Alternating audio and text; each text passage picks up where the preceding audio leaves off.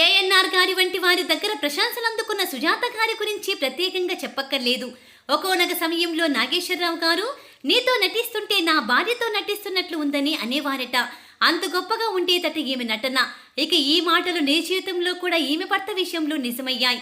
ఈమె ఎవరితో నటించినా, ఎవరితో కాస్త చనువుగా ఉన్నా వారితో ఈమెకు సంబంధం ఉందని తన భర్త ఈమెను చిత్రహింసలు పెట్టేవాడట. పేరుకు ప్రేమించి పెళ్లి చేసుకున్నప్పటికీ హింసించడానికి పెళ్లి చేసుకున్నట్లు వీరి జీవితం సాగింది. జైకర్ అనే వ్యక్తిని ఇష్టపడి పెద్దల్ని ఎదిరించి మరీ పెళ్లాడిన సుజాత ప్రేమకు అతడు ఏమాత్రం అర్హుడు కాలేకపోయాడు. పెళ్లైన నాటి నుంచి ఈమె గత చిత్రాలు చూస్తూ అందులో ఏంటి అలా అసభ్యంగా నటించావన్నట్లుగా సూటిపోటి మాటలతో హింసించేవాడు. ఇక పెళ్లికి ముందు 1-2 చిత్రాల్లో బోల్డ్ యాక్ట్రెస్గా నటించిన ఈమె పెళ్లి అనంతరం పూర్తిగా నిండు పాత్రలో నటించింది. అలా శోభన్ బాబు గారితో గోరింటాకు, ఏఎన్ఆర్ గారితో 7 అంతస్తుల మేడ, ఎన్టీఆర్ గారితో సర్కస్ రాముడు, దాసరి గారితో సూరిగాడు, ఇలా ఎన్నో లెక్కలేని సినిమాల్లో నటించింది సుజాత. షూటింగ్స్లో ఎంతో ప్రణతి చూపిన ఈమె నీ జీవితంలో భర్త చెప్పు కింద నలిగిపోతూ ఉండేవారు. ఏమాత్రం ఎదురు చెప్పే వీలు లేదు. బహుశా లవ్ మ్యారేజ్ కనుక తన బాధలు ఇంట్లో వారికి చెప్పినా సానుకూలత చూపరని అర్థం చేసుకుంది సుజాత.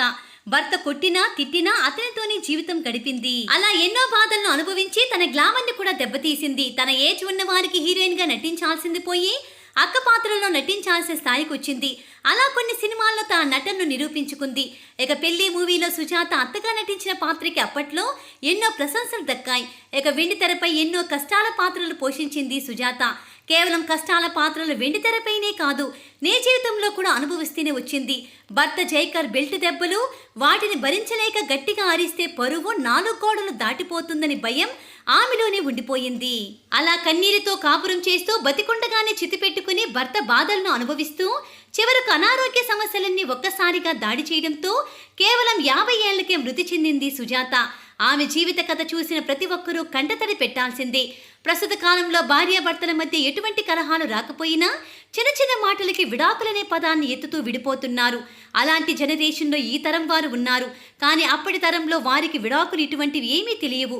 ఒక్కసారి 3 ముళ్ళ పంతంలోకి అడుగు పెడితే జీవితాంతం ఆ మనిషితోనే ఉండాలని భావించేవారు. ఇక ఈ తరుణంలోనే సుజాత కూడా తన భర్త పెట్టిన చిత్రహింసల్ని ఎదుర్కొని ఆఖరికి బ్రతికుండగానే చితిపెట్టుకుంది. అంతలాగా కన్నీరు మున్నీరయ్యింది సుజాత.